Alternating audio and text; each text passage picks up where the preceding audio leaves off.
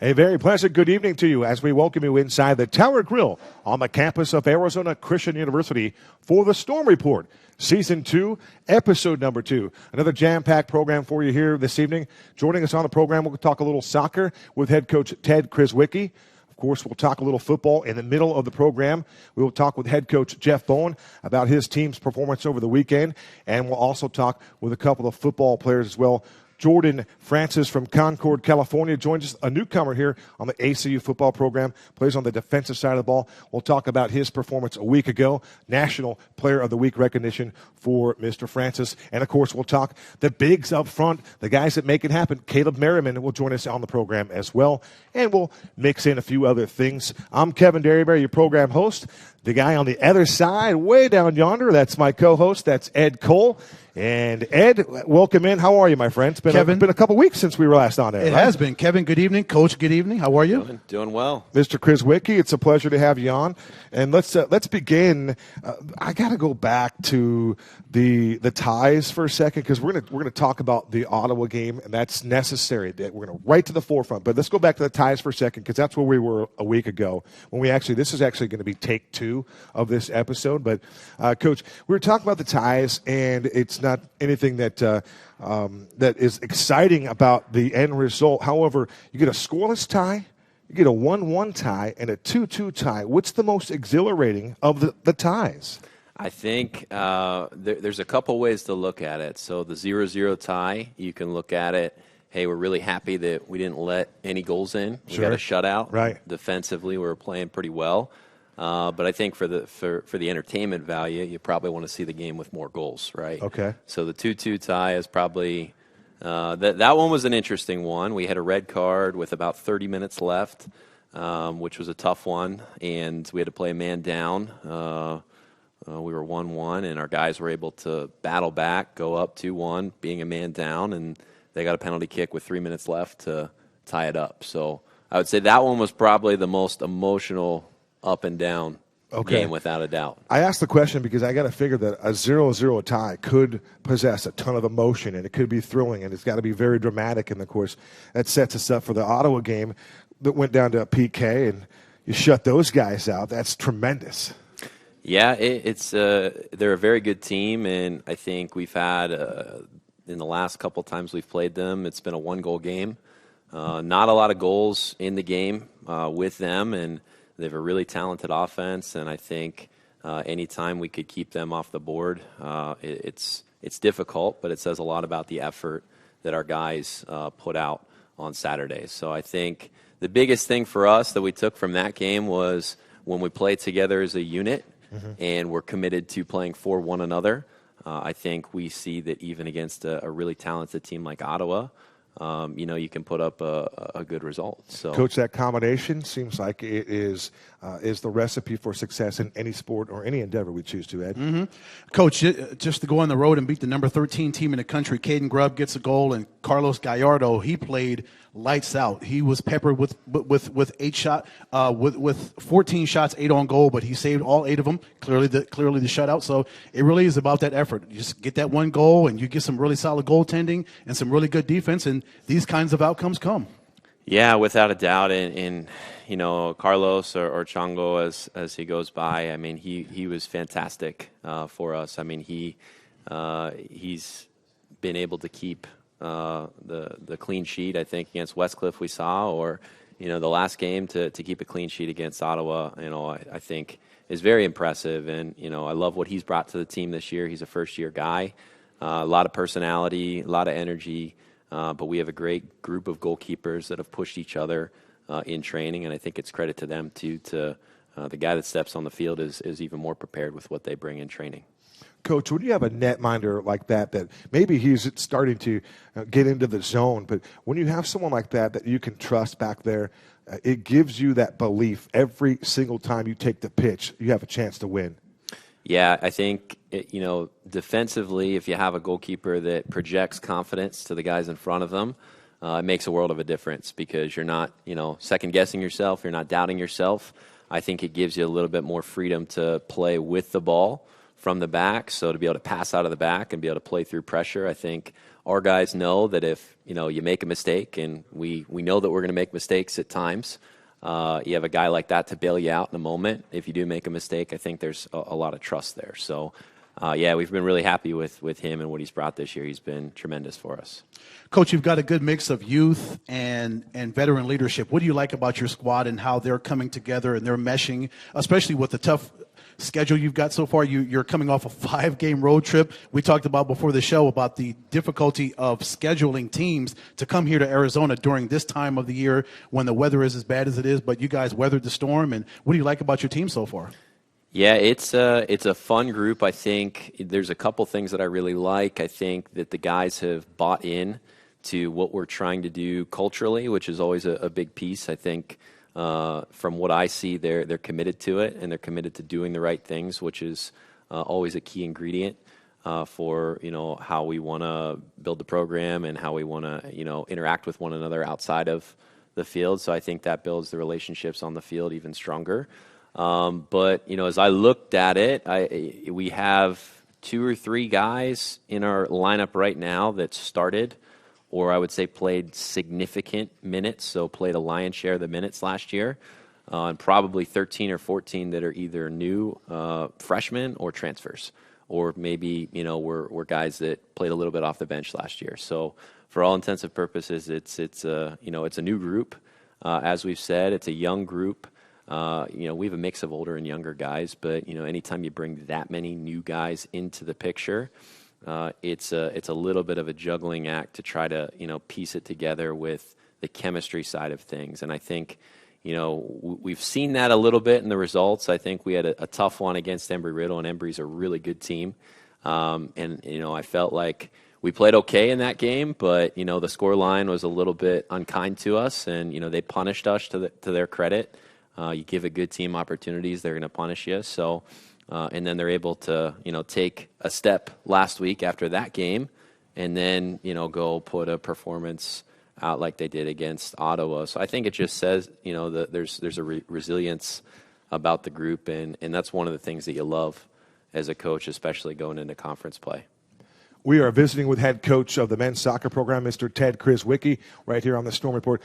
Ted, my last question for you. Let's just have a little fun. Let's say we take it into the season ticket office here, and we're trying to sell some tickets for this week's game against BenU, or let's say next Thursday's game. How would you describe the type of team that you have? Who are we going to put on the poster, and maybe who are we going to kind of just market our team around just a little bit and draw some excitement? Because I know you talk about Caden Grubb. I was thinking, the always eating segment, the Denny's thing or whatever, but the fact that he buried one and got the good goal, there's just some fun marketing aspects. So, well, maybe I should be asking you the question then, maybe of the posters of what we're going to put out. That's what he does for a living. But when you talk about the idea of new excitement and the integration of youth and veteran leadership, for the fans that aren't necessarily familiar with our program, who would you put on that billboard for us? Yeah, that's a tough one. I think, going to the older guys that, are I would say leaders, but have been around. I think there's guys that are coming back that have played a significant role last year. So guys across the back like Mario, Hannah and Seb, Nikula, Yana Hintz, Caden Grubb. I mean, those are all solid players across the back. And all household names, too. Yeah, that's right. Of course. Right. So I think you're going to like watching those guys play. Okay. Right? So and then we have the magician up front, Aiden Abbott, as the guys call him. I mean, he can do some pretty special We're things. Somewhere, Coach. I like that. That's right. The magician. Yeah, I like that. So the magician, Aiden Abbott, he gets himself out of some tough situations, and he's been playing really well for us this year so far. So I think you're going to see you're going to see a lot of youth and excitement, but we have some older guys. Have a couple guys. They would be upset if I didn't say anything about them, but we have a few guys from Brazil that have been playing for us. So we got a little bit of Brazilian magic that is going on in the midfield. So I think you'll come out and you'll be excited about those guys too. The international flavor is always it brings a little sizzle, a little spice to what we're trying to cook up here at ACU. So that's fantastic. Right. Coach Ted Kryzwiecki, his team is 3-1 with 3 ties in the early campaign. BenU next Thursday right here at Firestorm Field. That's it for Ted. So let's talk some football. Let's talk some football. We've got to find out what in the Sam Hill happened in Pineville. Jeff Bowen straight ahead right after this. You're watching the Storm Report.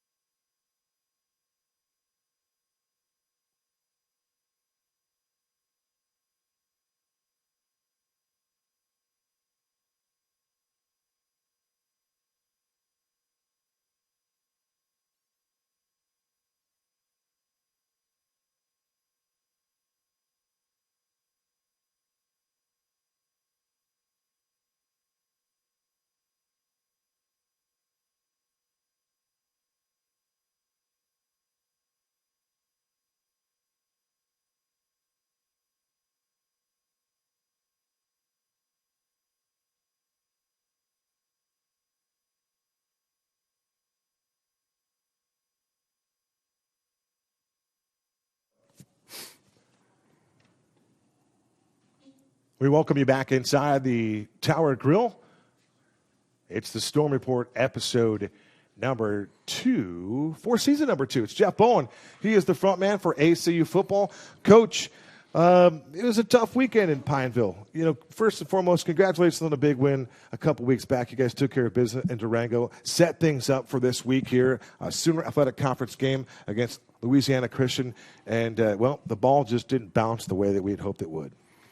Well, yeah, you can put it that way. It did not go well. No, it did not.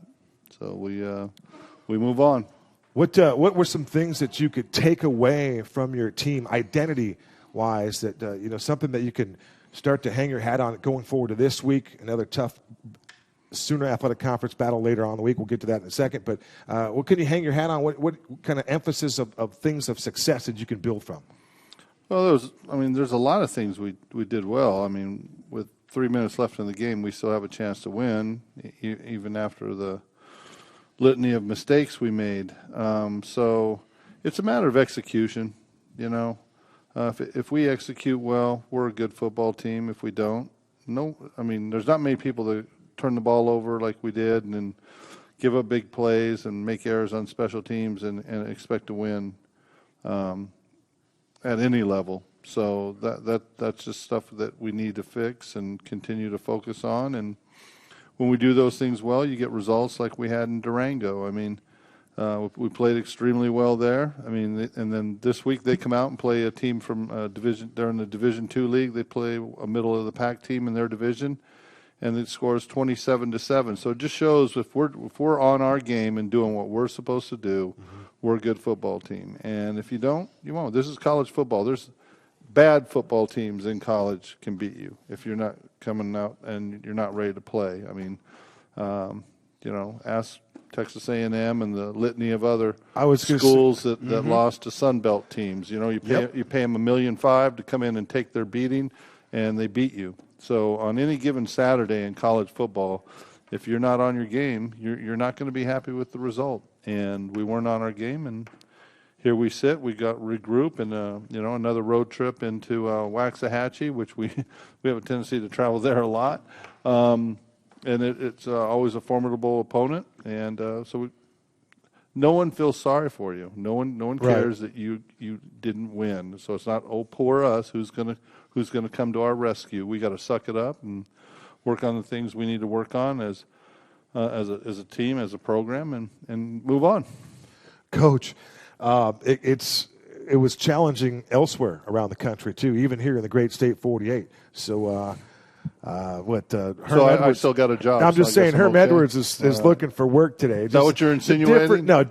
Different magnitude, but just the idea is that that's a whole nother can of worms. But just the idea that bad football, the result, is not good for any football team. So yeah, you're not alone. NAIA football is tough. Seven ranked teams or teams that were receiving votes lost this weekend on any given Saturday. You know, You got to just be ready to play. And Ed, that sets us up, right? That still keeps things right there on the burner for, Sure. We appreciate the parity, Coach. We'll take those teams falling down a little bit, some dominoes falling, because we need things that start happening a little different way. And we got to root for some other teams and take care of business here at home.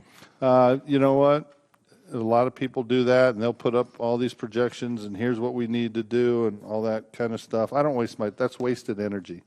You got to spend your time doing what you need to do as a team. We need to get better as a football team. Absolutely. We need to practice better. We need to focus better. We need to execute better. And if we do that, scores take care of themselves, standings take care of themselves, rankings, all that stuff takes care of itself. If you just prepare and take care of what's ahead of you on that given day. And that's the hardest thing for young men to understand, because it's the world we live in. We live at 30 seconds at a time on a phone, and how quick can I get the answer? Well, football's not like that. Yeah. Coach, at 0-2 in the Sooner Athletic Conference, do you think about that much, or do you just worry about business, worry about the next game? I don't have. There's nothing I can do energy-wise to change the first 3 games, so that's wasted time and energy. I need to put all my focus, our staff's focus, and our team's focus into getting ready for SAGU, who's a quality football team. Again, it's that one game, one day, right now means everything mentality. It's just not I told our players that today. This isn't just stuff that we put on a poster to show the parents, make them feel good about sending us their kids. This is the way I live my life, and this is the way our team is going to, perform and live out their time here at ACU. And that's what it is. So it is. This week is RNME. Right now means everything. Can't do anything about the past. Can't worry about games down the road. It's on SAGU and making us a better football team. When you go to practice and you prepare for practice and you go through the mental reps with your conversations with your coaches and you have your pre-practice meetings, what will be the first point of emphasis come Tuesday? Oh, just be fundamentally sound. Be a fundamentally sound football team. The repetition of all skill. Defense, alignment, assignment, and run like heck when the ball's snapped. You do those 3 things, you'll be a good football team. Offense, take care of the football. Secure the football, play fast, okay? Execute, understand what's in front of you, and end every drive with a kick. You do that, you're going to score a lot of points. Did you think the effort was there for 4 quarters on Saturday, Coach? Effort was, again, they get tired of my cliches. Don't confuse effort with results. You can give great effort, but if the effort is in the wrong direction, if you're giving great effort running over there and the ball's going over here, well, it ain't going to end up very well, even though you gave great effort, So the effort, our team works hard. Our team gives great effort. There was none of those things. I love our guys, and I'll go to battle with them every Saturday. I wouldn't trade them for anybody else. But there's things that we got to do better as a group. And if, True man looks at himself in the mirror and says, "These are the things that I need to fix," and that's where we're at. We need to get some things fixed.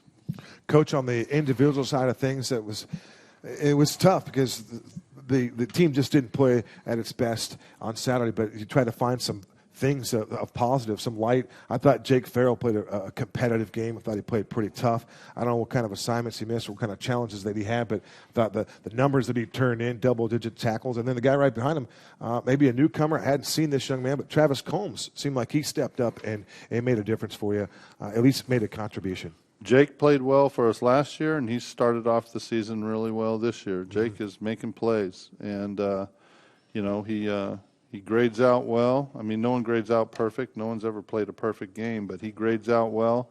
And you got to make plays when we do a lot of stuff where we grade point of attack. When it's at you, in your face, can you make a play? And Jake's lights out right now. He is playing at a very high level. And Travis, he's a newcomer, and he's come in, and he's worked extremely hard. It was his first start and extended play, and he performed really well. So, again, make plays, and you'll be on the field. Everyone goes, "Oh, coaches have favorites." I'm like, you bet we do. I'm going to put all my favorites on the field. Your playmakers. And those are the ones that make plays. Those are my favorites. And both those two young men that you just said, they played extremely well on Saturday. Talking about a young man that also made a lot of plays, Maurice Rocket, almost 200 all-purpose yards on Saturday, 100 on the kickoff return, ran the ball, caught the ball really well. What did you see from Maurice? I wish I would have got him more tired out. Should have given him the ball more. We're going to find different ways to get him the football. He really developed last year as a freshman. He started out, everyone goes, what club teams do I don't really have my shot. He started out as a club player last year. And by the end of the year, he was contributing at the varsity level. And, he's an impact player for us. We got to get the ball in his hands.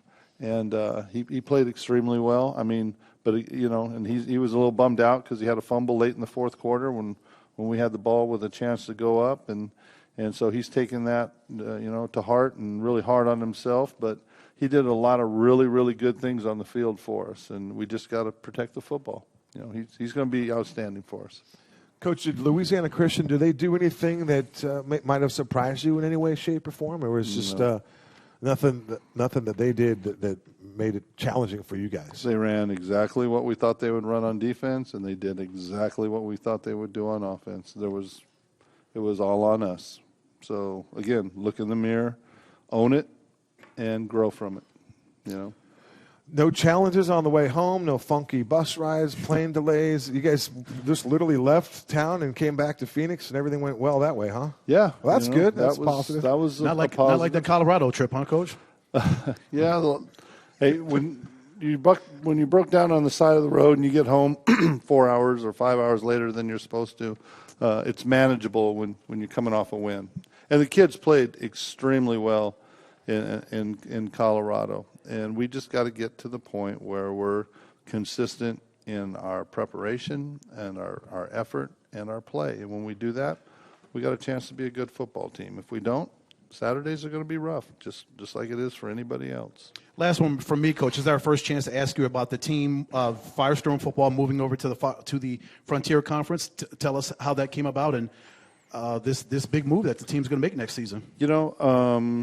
We've been talking about it for quite a while. We just didn't make it public, For us, it's a great challenge. The Frontier is historically one of the top football conferences in the NAI. Out of the last 20 championship games, the Frontier has been represented in 10 out of the last 20 national championships. They've won 7 of them. It's a rich history. It's been around since 1934 compared to our league that, started playing football in 2017, And we've had great success in the SAC, and I've loved our time there, and our program has grown, and we've had a lot of successes. But this is a big time move for ACU football and our university. It's going to be a challenge, and it's going to be exciting. It's a different brand of football, different style of football. So we're really excited about it. I think President Munsell and our athletic director Peter Dreyer done a great job of navigating this over the last, especially over the last 6 months is when it's really started to come together. And we want to play West Coast football. We're a West Coast school. We're Arizona, and the Sooner is spreading to the east. We just played a conference game in Louisiana. Okay, we want to get into that, In Pineville, Coach. Pineville. Yeah. Come on. And again, we've had a great time in the conference, but now there's talk of a couple other schools in California bringing on NAI football, which would be another tie into the Frontier. So you potentially have some really interesting dynamics and growth in NAI football in the West, and that would be awesome. Yeah. And I would think that would help with recruiting too, for like team guys in California and all these other states and around the coast that they could see you. Yeah, well, obviously we've over 30% of our rosters from California, 36% from Arizona, and the other 30% from all over the place, and we've made nice inroads into the state of Washington and Oregon and Idaho. And now those kids are even going to look at us more because they can say, hey, I can go to Arizona, but I can still play in front of my family, or somewhere close where my family can come to those games. So that's going to help recruiting. We're not going to spend a lot of time in Montana. There's a boatload of schools in Montana, and obviously they have talented football players, so we may get some out of there, but we have to focus on Arizona, obviously California up the West Coast, and then our ties that we have in other states like Florida and Texas. Coach, congratulations for you, President Monsell, Pete Dreyer. That is a major coup to get involved with the Frontier, and it couldn't come at a better time. It's really exciting for everyone a part of ACU football. 30 seconds or less. We got Sagu and Waxahachie. You've beaten those guys 7 times overall, 5 straight now. Maybe that's what the doctor ordered this week, but you have to go up there and take care of business. It's another business trip, but you got to take care of business. Sagu is an outstanding football team. If anybody that's watched the history of our games with them know that they're knocked down, tight, drag out, tight games, and we've been very fortunate, to come out on the positive side of that. Like I said, 7 times and 5 in a row, but. A late kick to win a conference title. Last year, it's a goal line stand to win it. At the end, you got to score 50 points one year. Another year, it's a defensive battle. So it's going to be a tough game every time we play them, And so we got a challenge ahead of us. It's our 3rd road game in a row. So we need to have a great week of preparation, and head out Thursday and hopefully play real well on Saturday. That would be ideal to set things up, so one at a time. Coach, thank you for your conversation and your candor tonight. It was a tough conversation, but we certainly appreciate that. And to all of our fans at home, look forward to catching that game on the road this week. 10 o'clock start from Waxahachie. You can catch it on their network. All right, we're going to keep it on the Pigskin. We're going to talk some more football with Caleb Merrymen will join us, offensive lineman, and then Jordan Francis also joins us on the show. We'll continue to talk some ACU football right here on the Storm Report.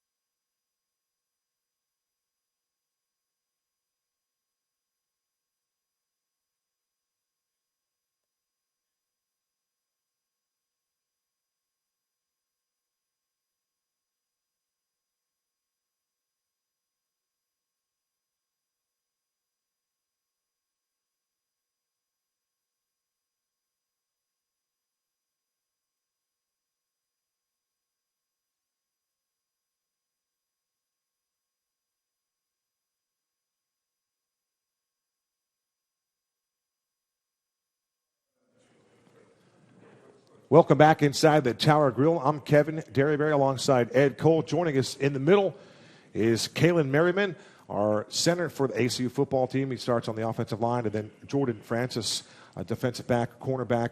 And we'll start with Jordan. First and foremost, we're going to go back a week for you because it is noteworthy. National Player of the Week recognition in the NAIA for 3 interceptions against when you guys played at Durango last week.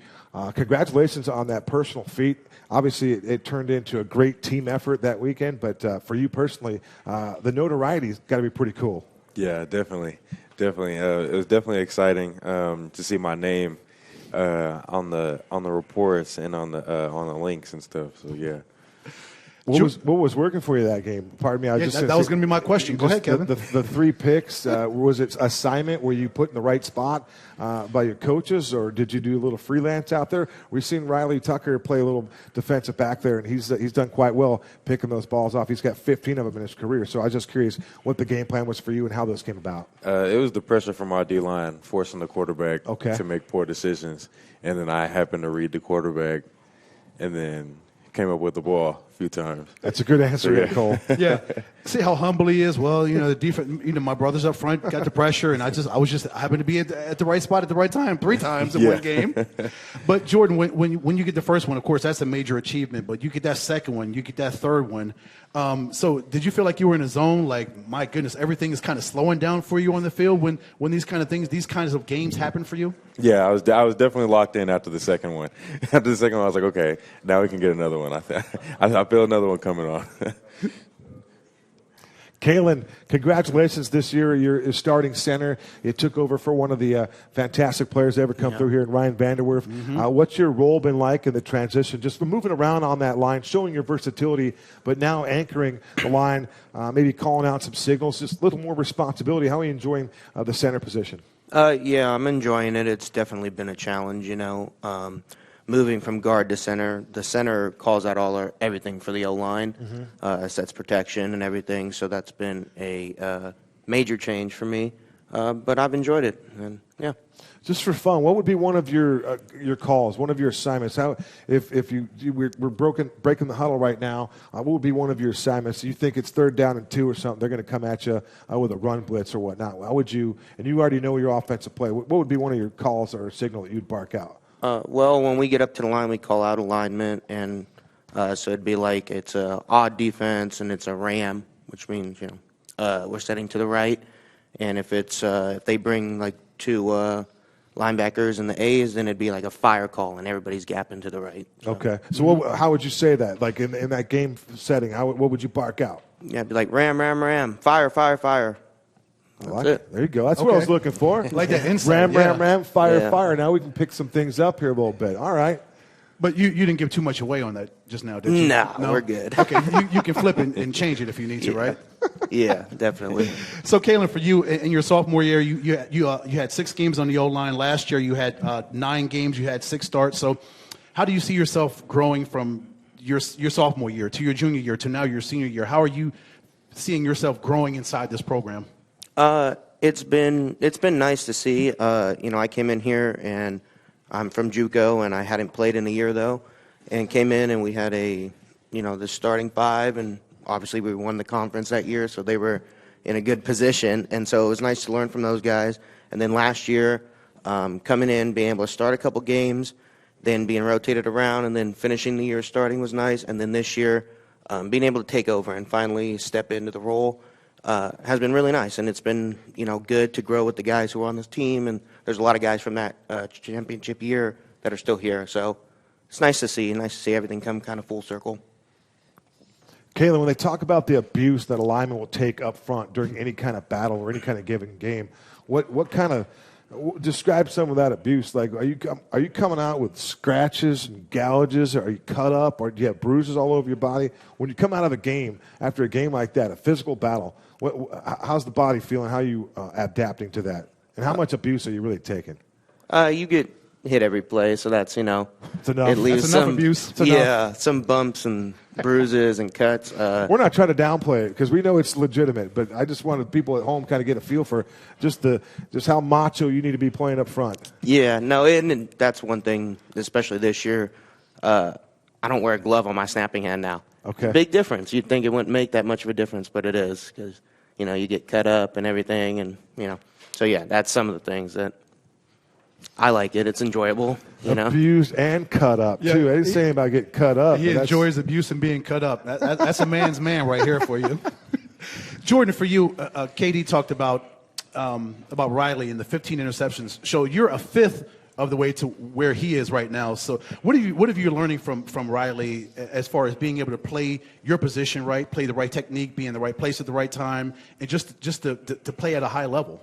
Oh, Riley knows the defense like the back of his hands. He's definitely been a field general for me. He's definitely been a good players coach for me. because I came here initially as a corner, and then so I made the switch to safety just in this past off season. So so he's definitely been showing me the ropes of how to be successful in this defense for sure. Jordan, what do you like about Arizona? You came here from Concord, California, the Santa Barbara area. That's nice. That's nice. Are you enjoying it? Have you embraced this heat out here and this culture shock for you? Oh yeah. My father's side of the family is from Fresno, so I'm definitely a little used to the heat, that dry heat. No, yeah, but the monsoons caught me by surprise. All right, for sure. We haven't had a Fresno reference in quite some time. Not in a while, no. That's pretty good. Caelen, when you score 52 points like you did a few weeks ago in Durango, and you're an offensive lineman, you're the center, so you're a major part of that success as far as that offense and those achievements that you make during a game. How does that make you feel? Does that make you feel good inside to know that you're a part of an offensive explosion like it was 2 weeks ago? Yeah, I think, being a part of just knowing you can help the team is great. And obviously that game, the defense set us up in great positions. So, just being a part of it and just making sure that we get everything done so everybody behind us can get everything done and score and see people scoring, it's a great feeling. Jordan, my last one for you. Practice habits. We talk about taking care of business in practice, attention to detail, some of those little things that you can see improvement on Saturdays when things go right and your practice habits change.